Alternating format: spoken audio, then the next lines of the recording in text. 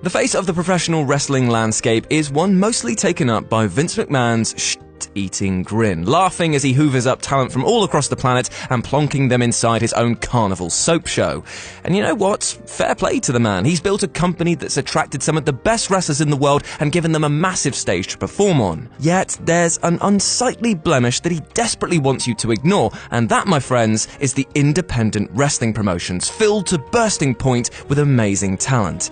In short, it's something that the WWE wants you to ignore, but unfortunately, it ain't going away. With this in mind, I'm Jules for WhatCulture.com, and these are 7 things WWE doesn't want you to know about independent wrestling. Number 7. It's not just flippy shit. One of the main reasons that Will Ospreay's flippy t-shirt sold so well is A, because it's attached to a man who possesses an unbelievable array of moves in his arsenal, a style entirely his own, and a commitment to gymnastics that is mind-blowing, and B, because flippy shit is a piss take of anyone who looks at this stuff and can't see it for what it really is. Because flippy isn't all what independent wrestling is about. It's a stage in which technical masterpieces can be shown off alongside 2 hefting lads stiff-chopping their out of each other. People often think that indie wrestling is set inside zero-G arenas, but it's simply not, and you'll find people applauding as loudly for a triple backflip as you will for a grounded technical striking sequence that will leave you genuinely wondering whether or not it was real. Number 6. It gets nostalgia right. Now, I hate to rag on this, but Raw 25 showed something that none of us wanted to see. The moment when nostalgia ran mild and really did little for anyone involved.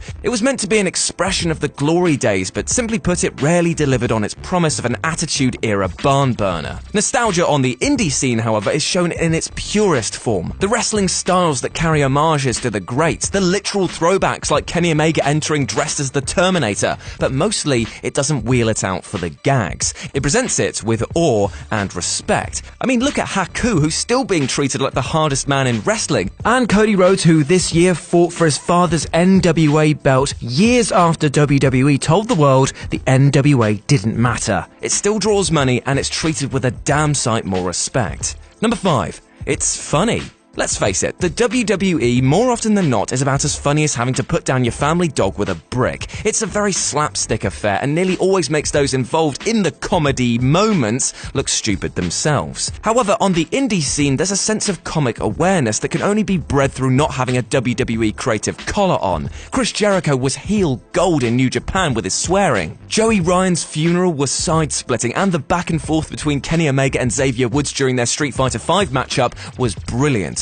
All because they were off the script, and all because on the indie scene, you can simply have more fun. Number 4. It's a meritocracy. Now, this is a really interesting point, and yet it's so simple in its premise. Because indie promotions aren't the same as the WWE's luxurious multi-brand TV deal events, they are almost solely driven by ticket sales. And that means one thing. If you're going to be a success, then you need to get over with the crowd. You won't see endless rematches involving unpopular performers. You won't see performers push beyond their ability levels purely to appease different markets that you want to break into. Hello, Jinder Mahal. You also won't have talent simply not showing up like Brock Lesnar because, simply put, you do not piss off indie fans. What you will see are people pushed up the card because the crowd wants them to be there. And that doesn't mean a card stacked full of baby faces, as absolute arseholes thrive in these scenes. I mean, just ask Gabriel Kidd, who's just about as much of a as you can be. In short, you don't just get the likes of Roman Reigns forced down your throat. Number 3. It's a more fertile talent breeding ground than the Performance Center. The WWE Performance Center is the most expensive pro wrestling training school ever constructed, and yet it boasts very few valedictorians. Now, Charlotte Flair was trained there exclusively, as was Braun Strowman. To date,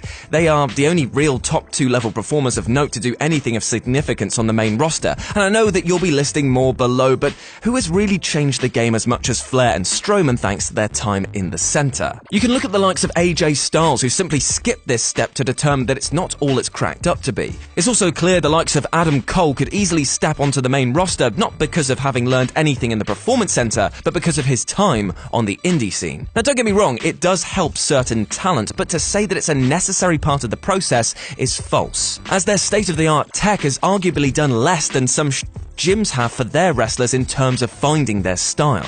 Number 2, it's getting really big. Is what your mum said to me last night. There's my one per list. But seriously, we have to address the fact that the WWE really doesn't want you to notice just how large the indie scene actually is. True, much of the promotions are much, much smaller than Vince's Oil Express, but they still pull in the numbers. I mean, look no further than All In, which was the biggest independent event, which sold out in just under an hour. That is a stat that would rightly worry the WWE suits. So while they almost jovially mock promotions like TNA and its inconsistent funding, they aren't so quick to make fun at some sources that look to piss over their ticket sales slumps. And number 1, WWE is actively trying to kill it outright. So here's the thing. Everything that I've covered on this list is the stuff that the WWE knows. It just really doesn't want you to know. Recently, it turned out that in an attempt to butter up returning Tommy Dreamer, WWE offered to pay him a sizable sum of money to simply close down his indie league, House of Hardcore. They tried to frame it like they were trying to close it down out of concerns for violence. However, it's clearly because it perceives this avenue to be a threat. Similarly, the WWE crowned a UK champion mere weeks after World of Sport announced that they were returning to Old Blighty, and was accompanied by tons of no-compete clauses for wrestlers that barred them from wrestling for that emerging company. It's not because it just happened to be the right time for the WWE, but because it was a reaction to the threat of losing territory. You know what? This isn't a bad thing. For us, this is what you might call a wrestling renaissance, as we're reaping the rewards with every amazing match that you can catch on the indie scene. And maybe, just maybe, it'll force the WWE to pull up their socks when quality wins out over quantity.